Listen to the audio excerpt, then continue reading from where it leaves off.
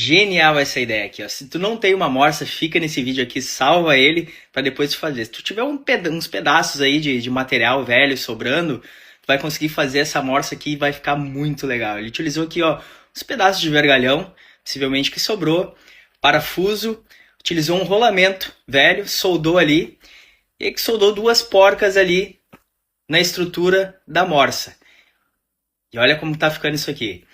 E aí depois ele vai colocar uma base ali embaixo, uma solda e aí depois uma manopla ali para poder utilizar essa morsa. Aí fixou lá na mesa e olha que bacana isso aqui, ó. Conseguiu fazer uma morsa que vai prender ali metalon, tubo, para te fazer um corte mais preciso. Top demais. Já salva esse vídeo aí para te fazer, manda lá pro teu serralheiro que ele vai fazer um igual para ti. Segue e compartilha.